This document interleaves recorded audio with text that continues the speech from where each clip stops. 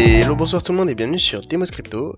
Aujourd'hui on est le 20 juin à 21h12 et on est parti pour votre vidéo favorite, une analyse crypto de fin de soirée. Petit point qu'il faut que je vous rappelle, le trading de crypto-monnaie peut occasionner des pertes partielles ou majeures et mes conseils ne sont pas des conseils financiers. Ainsi mes analyses comme une excellente marque de voiture peuvent avoir des erreurs. Voilà pour ce point, passons à l'analyse. Et donc hier je vous ai parlé d'une grosse volatilité à prévoir sur le marché. On a eu une énorme volatilité sur le marché puisqu'on a été chercher un nouvel ATH.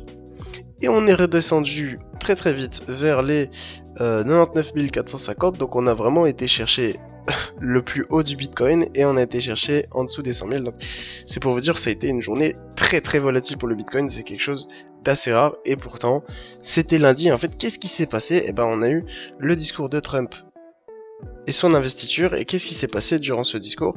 Il n'a pas parlé du Bitcoin. Étant donné que Trump n'a pas parlé une seule fois du Bitcoin dans son discours, eh ben ça a fait chuter le marché légèrement. Mais il faut savoir quelque chose, c'est que avant que Trump fasse son discours, en fait, le marché a vraiment monté énormément. Il a été chercher les 107 000 d'un coup. Et donc les gens ont acheté en prévision du discours plus que attendre que le discours se fasse pour acheter. C'est pour ça qu'il fallait vraiment que je vous dise d'être attentif et de ne pas faire de bêtises, parce qu'un discours comme ça peut vraiment faire bouger le marché, et là si vous teniez des positions de trading, eh ben, sachez que c'était sûrement chaud pour vous. Donc voilà, en daily, il faut savoir que on peut surtout dire qu'on a été rejeté par du coup l'ATH, et malheureusement on a eu une forte puissance vendeuse lors du discours et donc on est retourné à un prix plus bas que ce à quoi on était dans la matinée.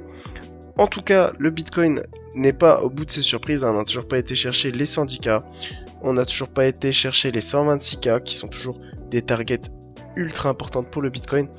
Et on est toujours au-dessus du range que je vous avais dessiné ici. On est toujours au-dessus de beaucoup de supports, on est toujours au-dessus des 100 000.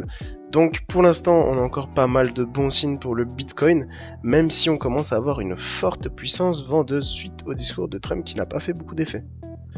Au niveau de la liquidity map, étant donné qu'on a fait un beau bond jusqu'à un nouvel ATH, et ben on a pris une partie de la liquidité au-dessus du prix du Bitcoin actuel. Donc on a pris toute une zone jusqu'aux 110 000 et donc il nous reste toujours une grosse poche de liquidité jusqu'aux 120 000. Et je le rappelle à chaque fois, hein, la liquidité agit comme un aimant sur le prix du Bitcoin. Donc là, il faut savoir qu'on est entre deux zones de liquidité. On pourrait très bien repartir chercher celle-là comme celle-là. Donc pour l'instant, la liquidité n'est pas quelque chose d'ultra intéressant sur le marché.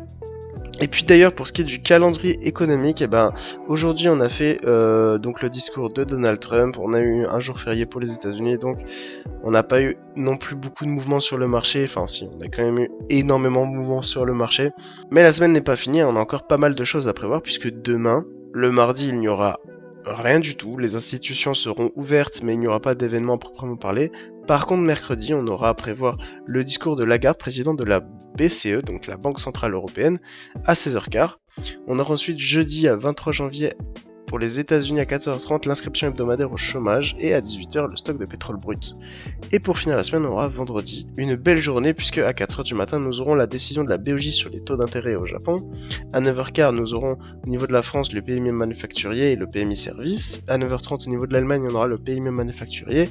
Et à 11h, on aura un autre discours de Lagarde, présidente de la BCE.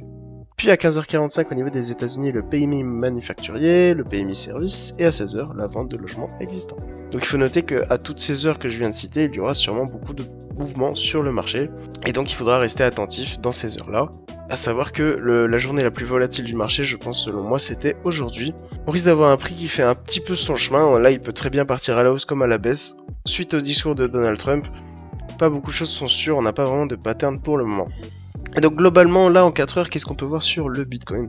On peut voir que globalement, c'est les bases du Bitcoin et de tout ceci qui sont appliquées, les bases du trading, puisque quand on tape une résistance, on rebondit, quand on tape un support, on rebondit, on a une très forte puissance acheteuse à un certain niveau, et on a une très forte puissance vendeuse à d'autres niveaux, donc c'est basique, c'est normal. Pour le moment, le marché n'est pas vraiment bizarre, en fait, il n'y a pas eu vraiment de gros mouvements étranges. On a un marché qui suit plus ou moins ce qu'il devrait faire, et donc là, suite au cassage du support des 104 974, on a eu un léger pullback, on est peut-être toujours en train de faire ce pullback. Si on confirme la cassure donc de ce support, on risque de continuer la chute et d'aller chercher le prochain support à 101 573 et puis légèrement chuter jusqu'à réintégrer ce range, ou alors on rebondit et on repart à la hausse.